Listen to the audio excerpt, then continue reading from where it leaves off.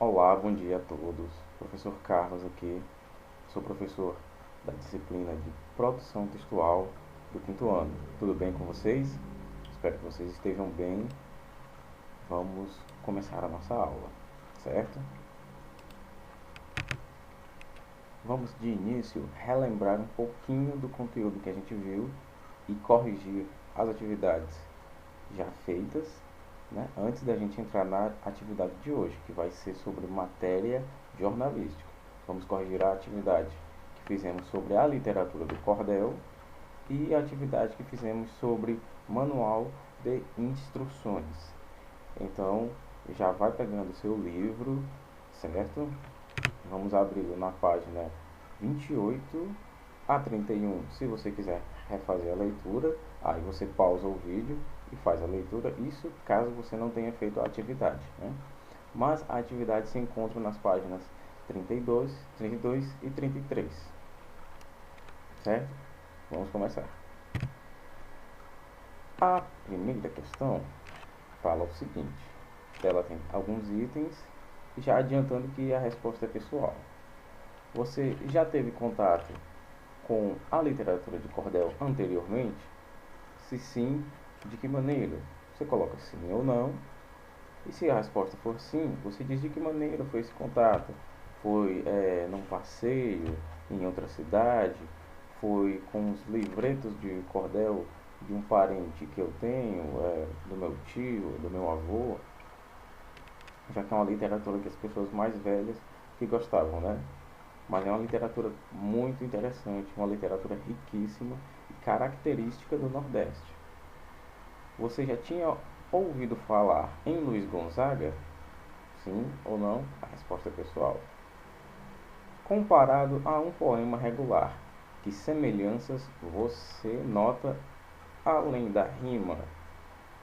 Aqui também é uma resposta pessoal, porque ele não está dizendo que há semelhanças e não está lhe perguntando quais são essas. Está perguntando se você notou, tá? Que semelhanças você nota além da rima.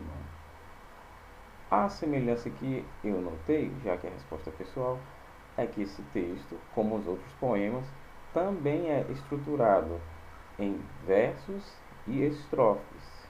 A diferença é que é um texto bem mais extenso, né? Um texto muito grande em relação aos outros poemas que a gente costuma estudar. E se você ainda não ouviu falar em Luiz Gonzaga, eu nunca tinha visto ele. Luiz Gonzaga é esse rapaz aqui, que a gente tem a foto dele e uma xilogravura dele. O que é xilogravura?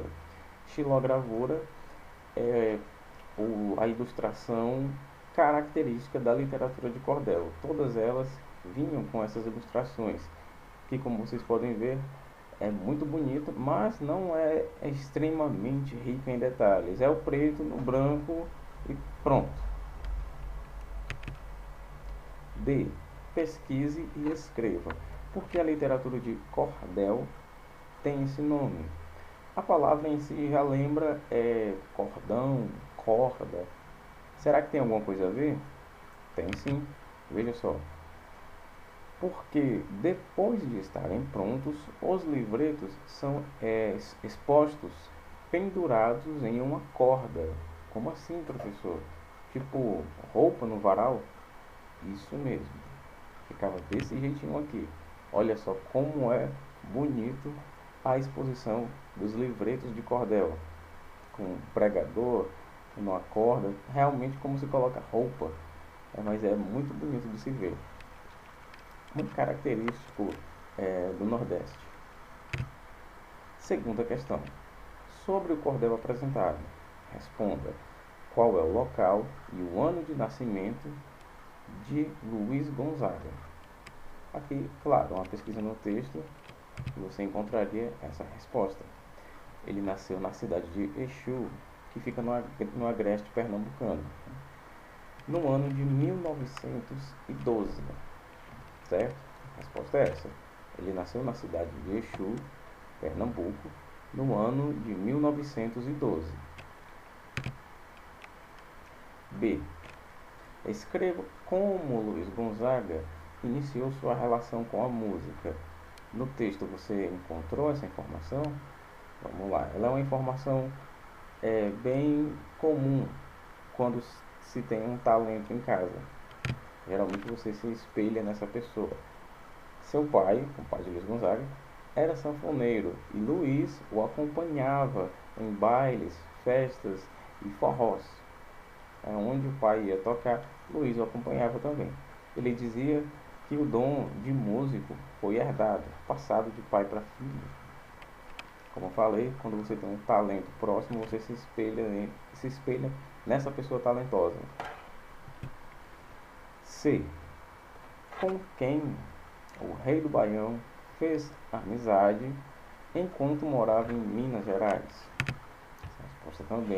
Essa resposta também é um recorte do texto, com Dominguinhos, que também era sanfoneiro e talentosíssimo também, certo?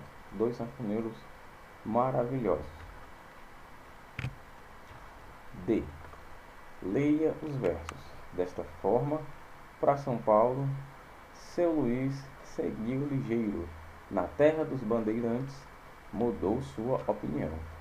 Pesquise e responda resumidamente por que São Paulo é chamada pelo cordelista, ou seja, pelo escritor do cordel, de terra dos bandeirantes. E por que disso? Por que São Paulo é a terra dos bandeirantes? O que é que tinha lá para receber esse nome? Se você fez uma pesquisa, rapidinho você encontrou essa resposta aqui. Os bandeirantes, eles foram os responsáveis por explorar ouro e muitas riquezas em território nacional, aqui no Brasil. E o maior número de bandeirantes saía de São Paulo. Então lá era a terra dos bandeirantes, porque de lá vinham a maioria dos bandeirantes, certo? Até por uma questão populacional. Lá tem muita gente, todo mundo, vamos dizer assim, no geral, gostaria de ter riquezas e as pessoas saíam de lá. Como lá tem muita gente saiu de lá para fazer essa atividade de explorar, de buscar riquezas. Muitos bandeirantes vieram de lá. Letra E. O que aconteceu em 2 de agosto de 1989 que deixou o Nordeste de luto? O que foi que aconteceu? As rádios anunciaram a morte do rei do Baião, Luiz Gonzaga. Embora o Brasil tenha ficado de luto, já que Luiz Gonzaga era um músico de repercussão, de alcance nacional, por que foi colocado que só o Nordeste ficou de luto?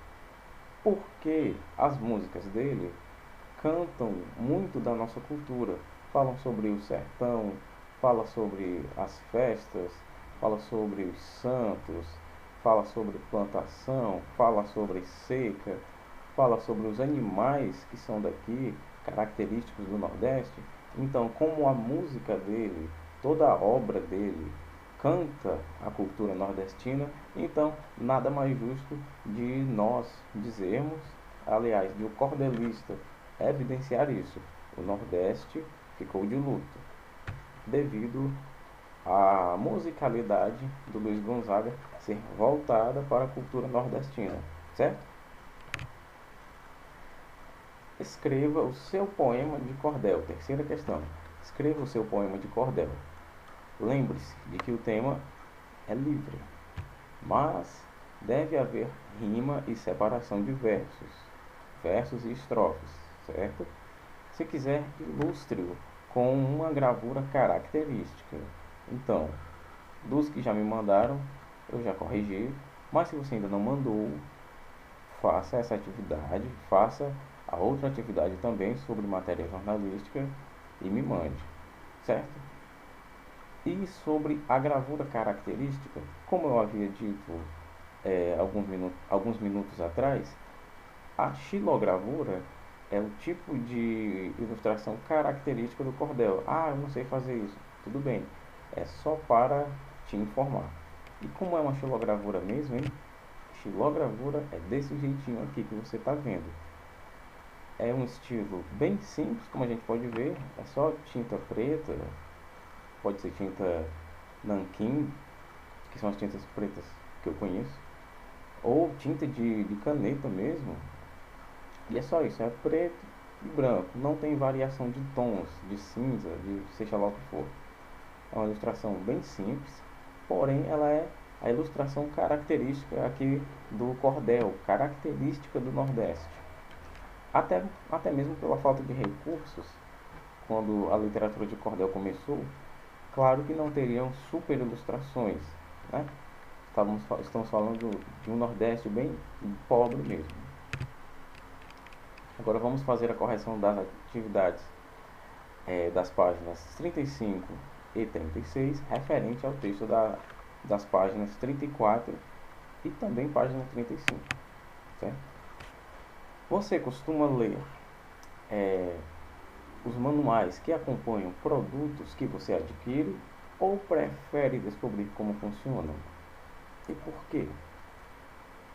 Você costuma ler? Sim. E por que você faz isso? Você costuma não ler e prefere descobrir como funcionam? Sim. Então por que você faz isso? Vamos lá. A resposta é pessoal? Ela se refere ao seu comportamento sobre isso, sobre o manual de instrução. Mas, eu já deixo claro, é bem melhor você ler o manual para que você não esteja mexendo ali e alguma coisa dê errado. Você mexa em alguma coisa que você não sabia, você, por exemplo, referente a um eletrônico, você quebre alguma coisa, ou você desconfigure algo. Então é interessante que você leia o manual, ou que no mínimo você tenha experiência naquilo para saber o que é que você está fazendo, certo? Você já teve contato com manuais que não estavam voltados ao uso de um produto? Se sim, cite um exemplo e diga sobre o que tratava. Se você ficou um pouco confuso para responder essa questão, eu vou dar um exemplo de um manual que não é voltado ao uso de um produto. Um manual de convivência, regras de convivência. Quando você vai para uma praia, por exemplo, lá tem uma placa dizendo o que é que pode e o que é que não pode. Né? Ali está te instruindo, ali é um manual de instruções de como se comportar naquele local. Tem regra ali, então você tem que seguir aquele manual, certo? Deixa eu ver aqui outro exemplo, também pode ser os jogos. Quando você está ali num joguinho eletrônico, vai aparecendo aqueles mini manuais sobre esse botão entra no carro, esse outro botão aqui acelera, esse outro botão freia, esse botão sai do carro. São também manuais, certo? Não referentes ao uso de um produto. Pense na sua brincadeira ou em seu jogo favorito. E no espaço abaixo, escreva um manual para que outras pessoas também possam o conhecer.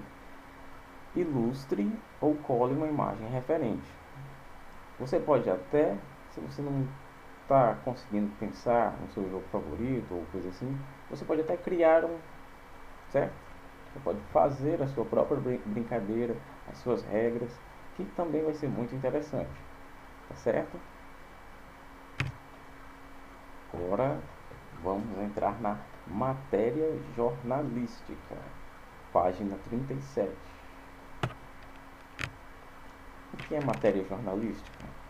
Você já deve ter se deparado com notícias publicadas em diversos veículos de comunicação, tá? Como televisão, rádio, internet, jornais ou revistas. Nessas publicações, é possível notar que o comunicador apenas reproduz o fato, quando dispõe de dados para que o leitor tire suas conclusões ou quando ele expressa a sua opinião. Independentemente de qual das situações seja, temos aí matérias jornalísticas. Uma matéria jornalística equivale ao material final que é veiculado em espaços de informação.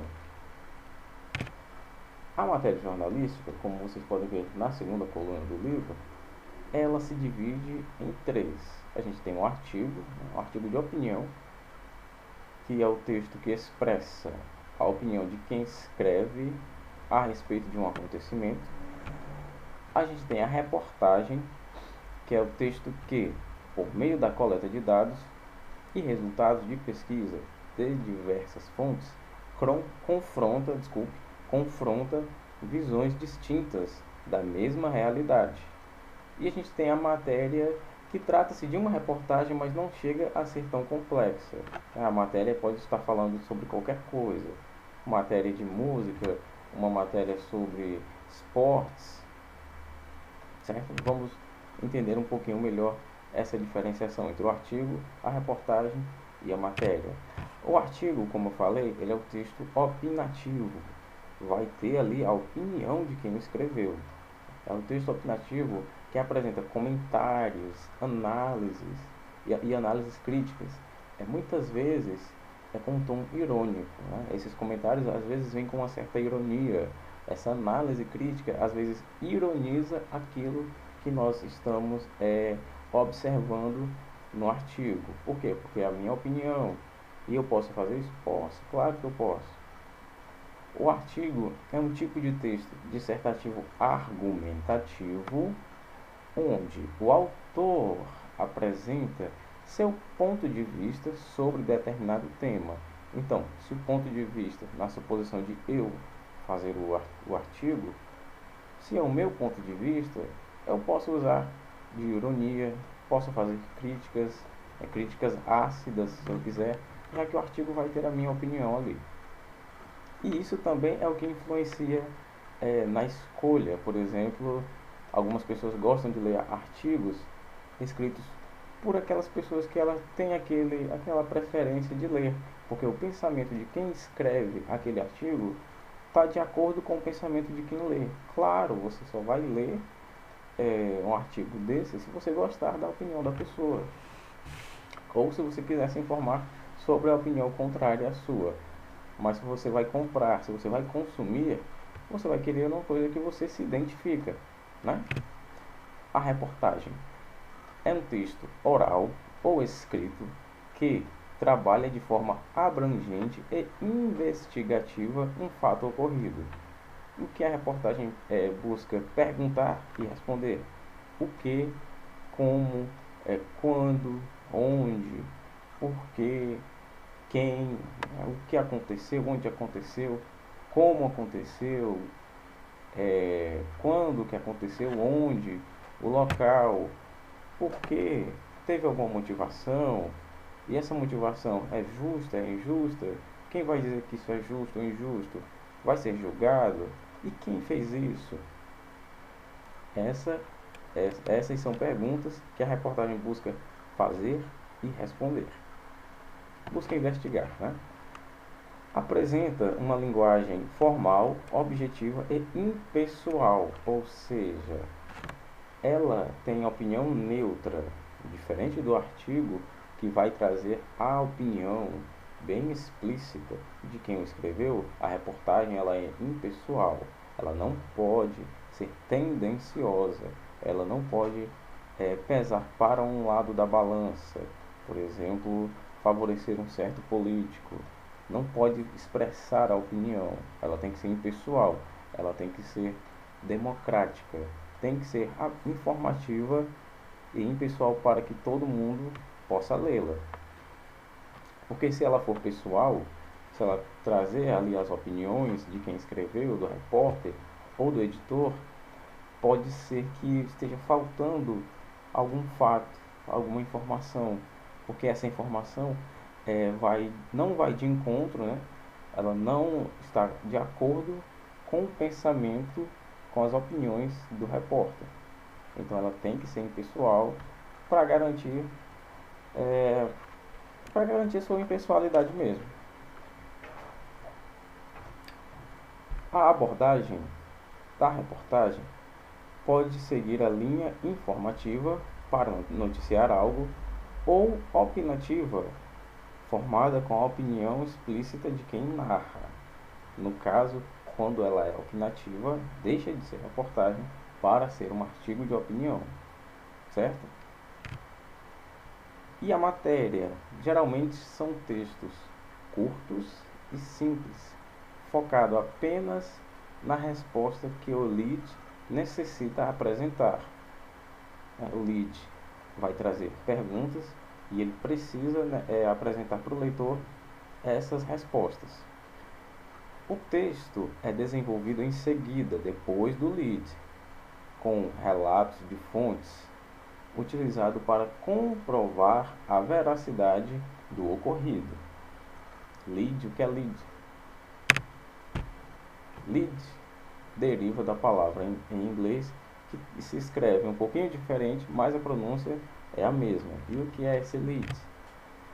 É o seguinte, o lead é a abertura da matéria. A gente tem título, a gente tem subtítulo, que já traz algumas informações referentes à manchete, o título da matéria, que vem ali em cima, e traz alguns questionamentos, além do resumo, de um resumo breve do restante do texto que vai ter ali. Nos textos noticiosos, ou seja, nas reportagens, nas notícias, deve incluir em 2 ou 3 frases as informações essenciais que transmitam ao leitor um resumo completo do fato. Ou seja, como eu falei, o lead ele é pequeno, é o parágrafo inicial ou uma parte do parágrafo inicial que vai resumir a reportagem e vai fazer algumas perguntas. E para que essas perguntas? Para despertar em quem lê o interesse de ler tudo aquilo, de ler a reportagem, a matéria completa.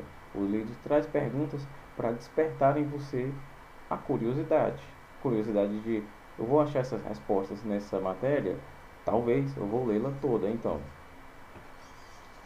Precisa sempre responder às questões fundamentais do jornalismo. O que, quem, quando, onde, como e por quê. Como vimos na descrição da matéria. São questões fundamentais do jornalismo. Tem que responder essas perguntas, não todas, mas se possível, sim. Agora vamos para a nossa atividade.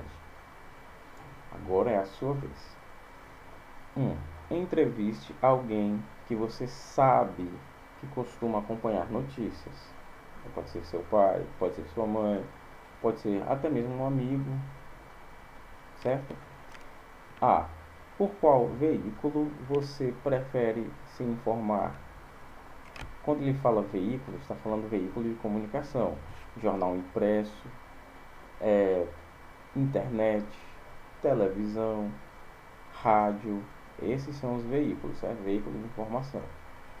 Por que esse é o seu meio favorito de obter informações? Eu vou dar um exemplo, né? Já que a resposta aqui é pessoal, é de acordo com a pessoa que você vai entrevistar. Eu prefiro me informar, acompanhar notícias pelo meu telefone, que está na palma da minha mão, né? Até mesmo para ligar o notebook aqui é mais burocrático, demora mais e outras coisas. O telefone já está ali, geralmente ele fica sempre ligado. Eu coloco lá os meus sites de notícia favoritos e pronto, né? Televisão talvez esteja passando a notícia que não esteja de acordo com aquilo que eu estou procurando. Por exemplo, eu posso estar buscando notícias sobre computação e na televisão está passando notícias sobre política. Não é aquilo que eu quero, certo? Então cada um tem o seu veículo de comunicação favorito, de acordo com o que lhe convém e principalmente de acordo com o que lhe convém naquele momento, certo? Item B. Qual é a sua motivação ao buscar notícias? A pessoa que você vai entrevistar talvez dê a resposta mais óbvia, né? Que é se informar, se manter informado. Mas você pergunte a ela se manter informado sobre o quê? Para deixar uma resposta mais completa, né? Uma resposta mais volumosa e não apenas para que fique grande, mas que tenha mais qualidade. Porque a resposta mais óbvia nessa questão é se informar. Qual é a sua motivação a buscar notícias? Se informar. Mas se informar sobre o quê? Se informar para quê? Nessa questão aqui, você, aluno, agora é o repórter. Então, responda as questões fundamentais do jornalismo, certo? Item C. Que tipo você prefere? Artigos, matérias ou reportagens? E por quê? Nesse item, você deixa claro que o artigo vai trazer a opinião, certo? E que a reportagem não traz opinião. Por quê? Tem muita gente que gosta de textos mais impessoais, textos neutros, né? Que preservem ali a imparcialidade, que pese, que equilibre a balança. Já o artigo não, ele desequilibra a balança, porque o que está pesando mais ali é a opinião de quem escreve. Claro, eu vou escrever a matéria, vou escrever, aliás, o artigo de opinião, vai pesar mais para o meu lado, porque eu vou influenciar muita gente com a minha opinião, ou não, né? Deixa claro o objetivo de cada uma dessas divisões da matéria jornalística, certo? Lembrando que se a pessoa responder que prefere artigos, que são os mais interessantes, vamos dizer assim, porque traz a opinião de outra pessoa, ou até mesmo da empresa, pergunte por que ela gosta do artigo. Aliás, isso para todas. Pergunte qual é o escritor que ela gosta. Porque se eu gosto de um artigo sobre política, geralmente eu tenho meu escritor, meu repórter favorito. Então você pergunte também. O artigo é o mais interessante. D. Fale resumidamente sobre uma matéria jornalística que eu tenha marcado por causa da maneira como foi escrita.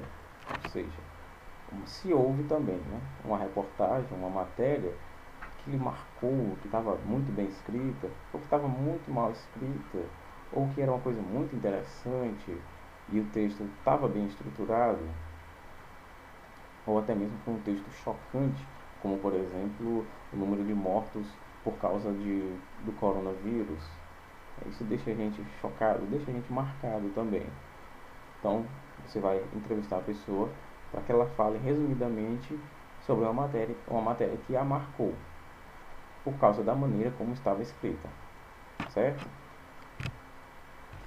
E a segunda questão: pesquise uma notícia e escreva um artigo e uma matéria sobre ela no seu caderno. Siga as instruções, consulte diferentes fontes que informem sobre o mesmo fato para produzir seu texto.